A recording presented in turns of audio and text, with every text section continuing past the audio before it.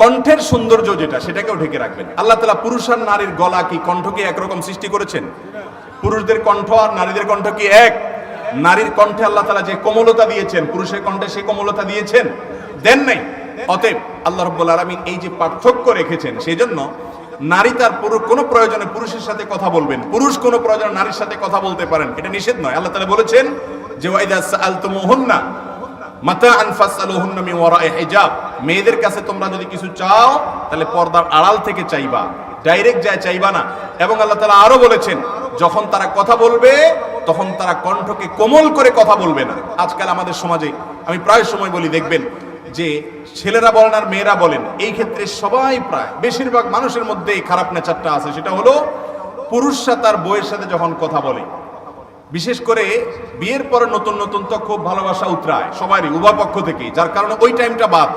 ধরেন 2-5 বছর পার হয়ে গেছে বিয়ের, এরপরে পুরুষরা বউয়েদের সাথে কথা বলার সময় কিভাবে কথা বলে? কর্কশ ভাষায় কথা বলে, ঠিক না বে ঠিক? মনে করেন আপনি কোনো কাপড়ের দোকানদার, আপনার দোকানে মহিলা কাস্টমার আসছে, এর মধ্যে আপনার বউ ফোন দিছে। ফোনটা ধরে প্রথম কি বলে? বলে যে তুমি সময় অসময় বুঝো না, কি জন্য ফোন দিছে, দরকার কিছু বলবা, আমার কাস্টমার আছে রাখি। এরপর মোবাইলটা রাখি, ওই সামনে থাকা পরনারী, যে মহিলার সাথে পর্দা করা ফরজ, যার সাথে কোমল কণ্ঠে কথা বলা ঠিক না, জায়েজই না, তার সামনে এবার বলবে আপা সরি, কিছু ফোনে ডিস্টার্ব করে ফেলছে, আপা কি লাগবে বলেন, এই চেয়ারটা দাও, আপারে বসাও, পানি দাও। এরকম কোমল কথা বলে কি বলে না?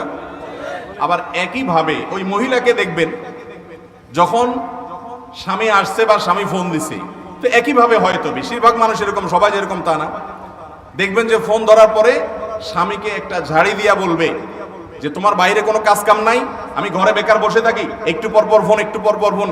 একসাথে বললে কি হয়তো এতবার ফোন দিচ্ছ, একটা ঝাড়ি লয় কি লয় না? আবার যদি কোনো অপরিচিত নাম্বার থেকে ফোন আসে, ভাবি অথবা আপা আমি অমুককে চাই বা কোনো কথা বলছে, তখন কিন্তু কথা বলার সময় পুরো ইস্তারি করা কথা বলে, ঠিক না ঠিক? তখন কথাটা থাকে কি করা কথা?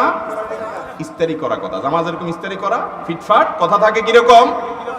জি ভাই, জি জি, আপনার ভাই তো বাড়িতে নাই, ঠিক আছে আমি আসলে বলবো, ওকে ঠিক আছে। তখন এমন ভাবে কথা বলেন উনি, মনে হচ্ছে যে ওনার কথা বলার সৌন্দর্যের যত উপায় তার কাছে আছে সবগুলো প্রয়োগ করে তিনি কথা বলছেন। এই চরিত্র নেচার আমাদের মধ্যে আছে না নাই? অথচ ইসলাম বলেছে স্বামী স্ত্রী একে অন্যের সাথে যত ভালোবাসা আছে সব নিবেদন করবে, অন্য জায়গায় না, অজায়গায় না।